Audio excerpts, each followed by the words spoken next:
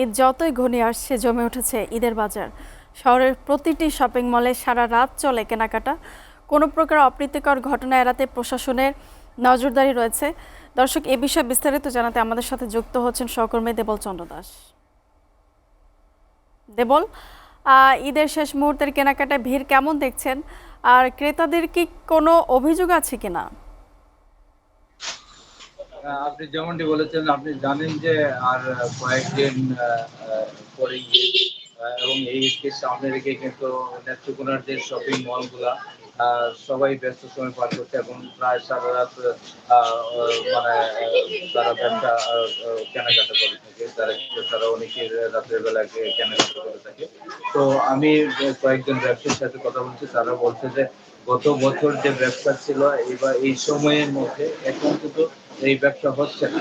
যে এটার কারণ হিসেবে তারা যে রাতের বেলায় যে বৃষ্টিপাত হচ্ছে, সেই বৃষ্টিপাতের কারণে কিন্তু তারা রাতের বেলায় তাদের তেমন হচ্ছে না।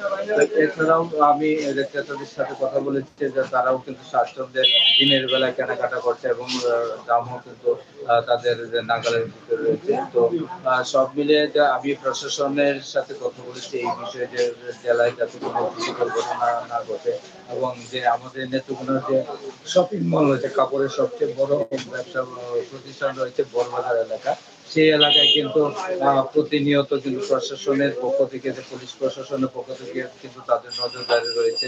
ডিবি এবং পুলিশ প্রশাসন তারা কিন্তু কাজ করছে। তো কোথাও কোনো অপ্রীতিকর ঘটনা যাতে না ঘটে তাদের নজরদারি রয়েছে। তো সব মিলিয়ে এখন পর্যন্ত যে ঈদের বাজার স্বাচ্ছন্দ্যেই কেনাকাটা করছে এবং ব্যবসারাও কিন্তু তারা সঠিকভাবে কিন্তু তারা পরিচালনা করে যাচ্ছে। তো সবকিছু ঠিক থাকলে কিন্তু আগামী ঈদে অনেকেই স্বাচ্ছন্দ্যভাবে ঈদ করবে এবং কেনাকাটা সেই লোকে কেনাকাটা করছে। তো সে এখন পর্যন্ত সর্বশেষ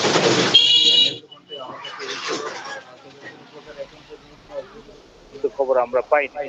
তো এই ছিল আমার কাছে নেতৃত্বের সর্বশেষ পরিস্থিতি। দেবল, আপনাকে ধন্যবাদ।